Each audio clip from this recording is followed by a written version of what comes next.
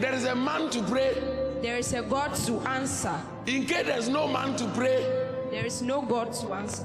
Jesus said, pray without ceasing. Jesus said, men ought always to pray and not to Faint. So that means if you are not praying, you are fainting. If you are not praying, you are on a state of fainting. What does it mean praying? You don't pray for what you need. You pray for God's presence with you.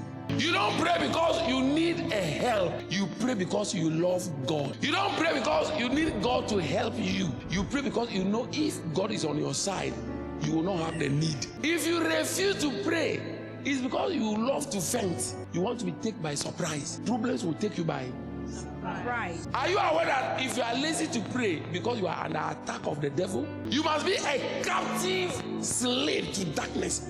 That's why you don't love prayer. By the way, when you love playing with sin, you cannot pray with Holy Spirit. You must avoid sin to be active in prayer.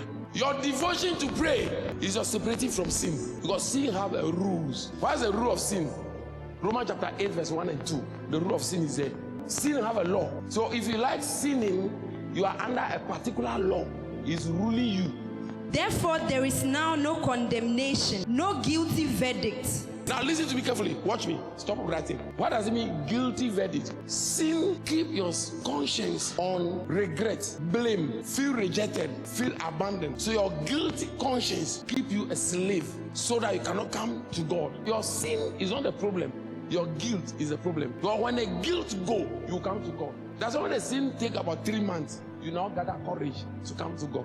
But let me tell you, from the sin, you should just run to God. If you are able to run at that 1, 2, you yourself will be embarrassed to not go back. But when you waited till the sin natured itself into your members before you go to God, you easily go back. Who authorized you? Who give you power to do the things you do? There's a particular level of authority that gives you the boldness to rebuke the devil. Say, get out! You cannot be in my body. You cannot kill me. I refuse to die. Cancer can kill me. Diabetes will not kill me. Problem in the kidney, in the liver, in the bladder, in the pancreas, intestine, in the mind, in the eye, in the eardrum. I can't remain weak.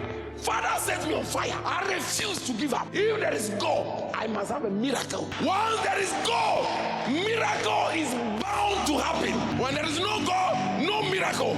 Once you believe there is God, wake up. Satan perpetually keep you under control, so you don't have escape road. Your escape road is your prayer. He said, I give you power to bound anything on earth, and it shall be bound in heaven. Loose anything on earth shall be loosed in heaven. So whatever happens on earth, define what God will do in heaven. If I am unable, if I am what?